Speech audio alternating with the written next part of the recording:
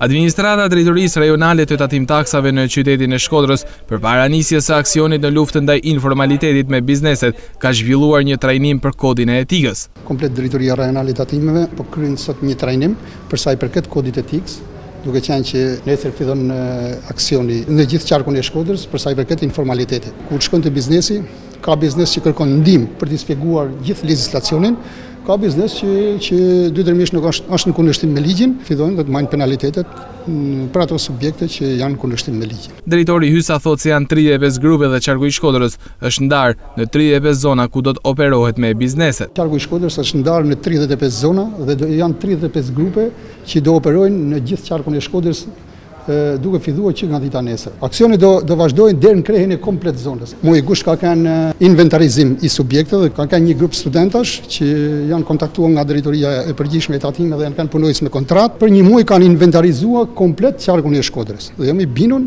duke qenë që inventarizimi është i punë më lehtë, duke qenë që kjo don dhe i fie kohë më shumë për të bërë inventarizimin e komplet zonës. Aksioni shpreh drejtori rajonal do të jetë serioz dhe se nuk do të ketë tolerime ndaj asnjë subjekti. Dhe do ta shihni se sa e vërtet ka përcjell kjo, që dita ditë do ta njekni bashkë me ju, me mediat, çdo hap, çdo punë që do të bëjnë institucioni i drejtorisë rajonale të Tatimeve. Absolutisht vështirësitë ku janë, do mundona që t'i përballojmë dhe në bazë ligjit dhe do zgjidhim çdo gjë siç e përmban ligji. Disa grupe që kanë nisur kontrollet i përkasin Task Force-së së Tiranës.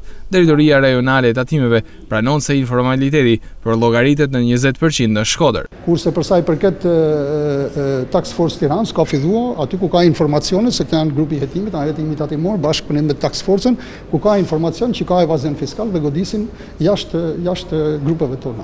Po absolutisht që ka informalitet, këtë kena thënë disa herë që evazion fiskal ka, rreth 20% e subjekte që ishin pa licencuar. Administrata e Drejtorisë Rajonale të Tatimeve do të nisë kontrollet gjatë ditës së mërkurme 2 shtator, teksa aksionet do shtrihen në të gjithë qarkun e Shkodrës për të ndëshkuar subjektet që shkelin ligjin.